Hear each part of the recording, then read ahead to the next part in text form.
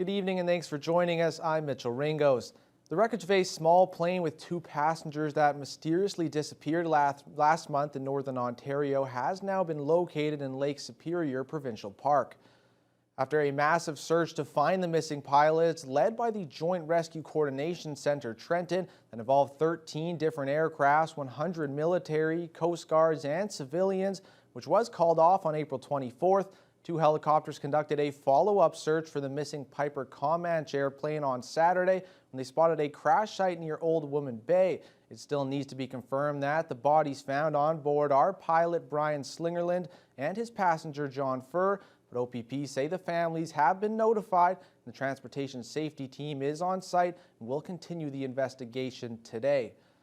Hopefully that brings some closure to the families involved. In some brighter news, an exciting week for Thunder Bay as we're now just days away from the arrival of the first cruise ship of the season.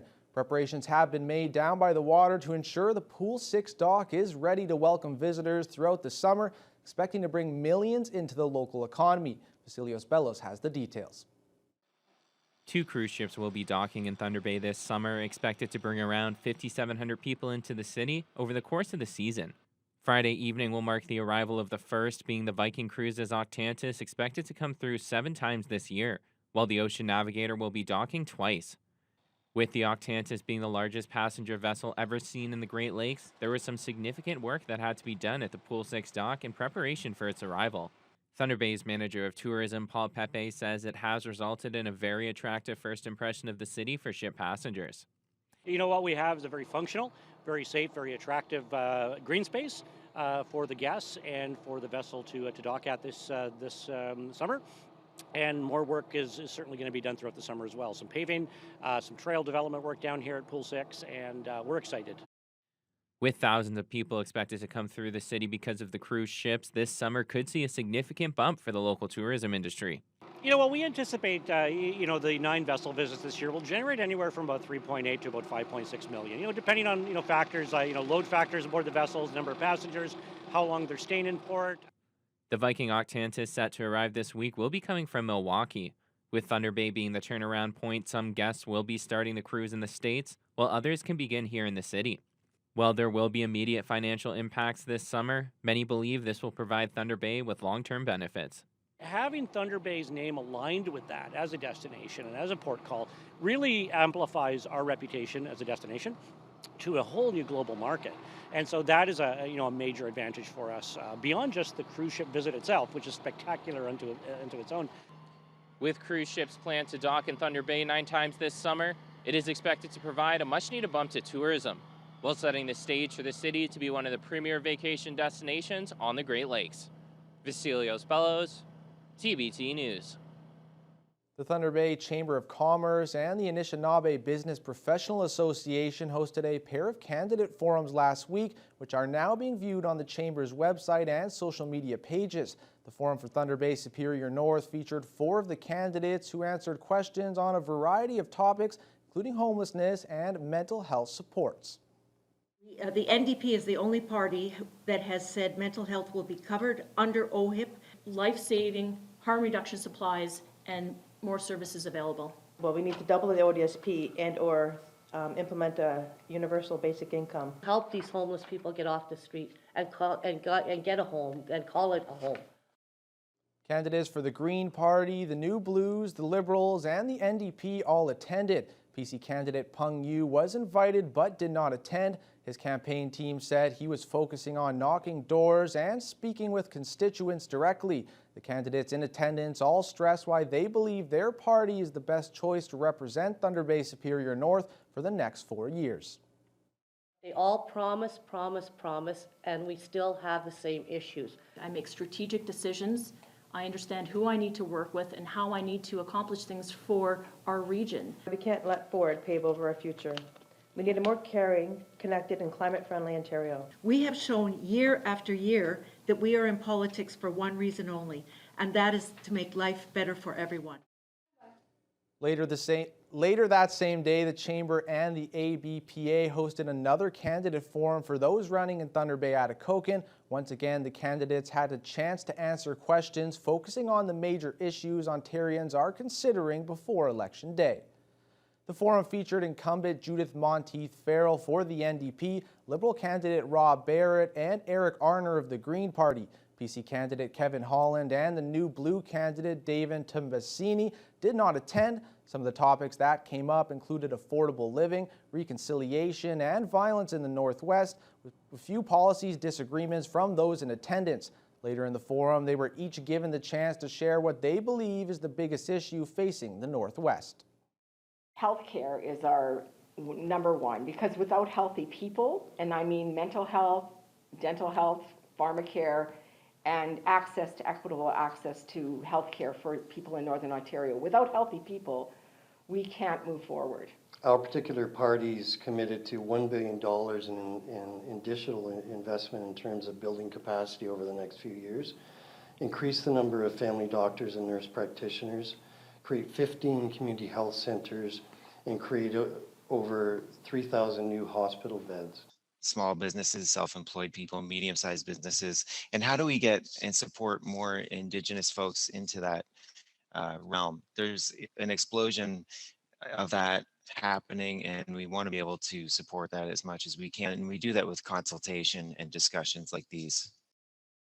As mentioned, the forums can be viewed on the Chamber's website and social media pages. Meanwhile, Thunder Bay Television will be hosting our own televised debates this week. The candidates in Thunder Bay-Superior will square off Wednesday night, while the debate for Thunder Bay-Atikokan will air on Thursday evening on CKPR TV. In advance polls opened up last Thursday in Thunder Bay for those hoping to cast their ballots ahead of the June 2nd election. But with COVID still on the minds of many, there are other options for people who are still uncomfortable voting in person. The recent federal election saw many voters cast their ballots through the mail-in format. The same is expected to happen for this provincial election, as there are more options for voters than ever before.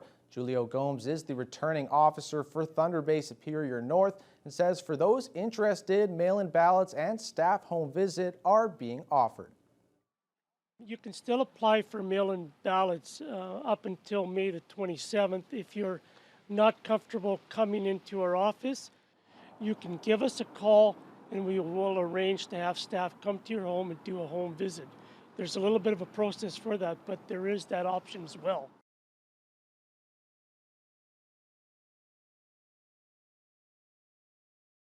For anyone unsure on how to take advantage of these voting options, they can check the Elections Ontario website or call their local returning office.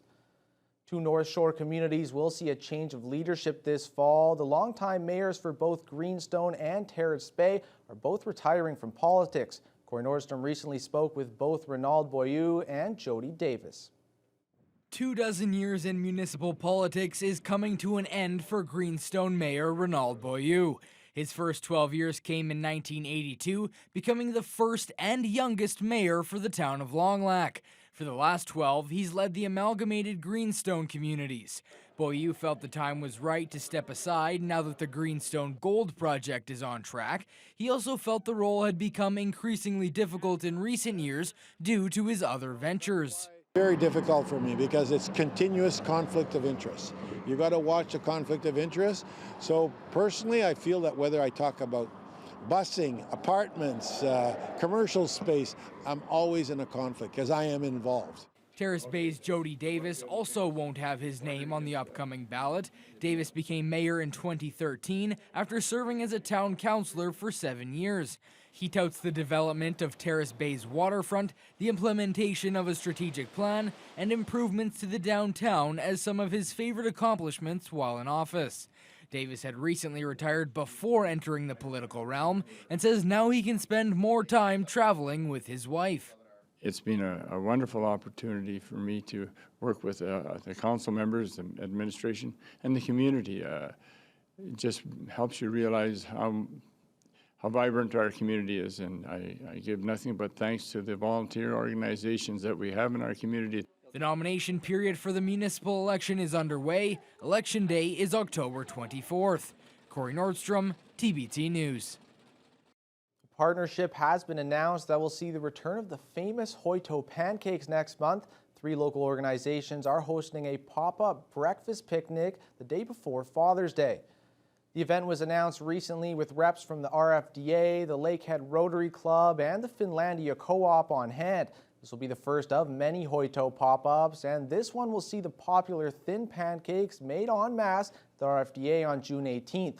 Locals can stop by the Syndicate Avenue headquarters to either pick up their breakfast or eat it on site. The Hoito was a place where we went for Mother's Day and Father's Day and birthdays and celebrations, graduations, and so on and so forth.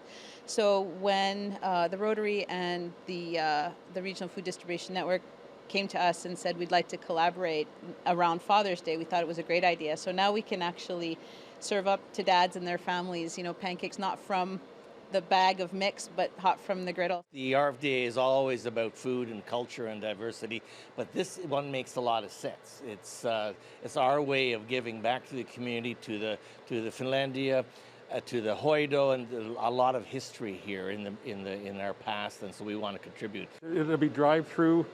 There will be the opportunity to eat outside.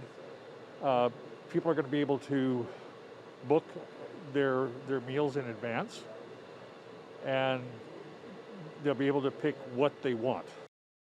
Tickets are $15 and can be purchased on the Lakehead Rotary Club's Facebook page. We're now joined by sports anchor Avery McRae. Now, an amazing weekend for announcements. Not only do we have Hoito pancakes back, but also the return of the Thunder Bay Chill. Which is very nice because, as I was saying last week, no border cats. At least we have the chill to hold us over until the fall gets going again. But we've got details about all that and more still to come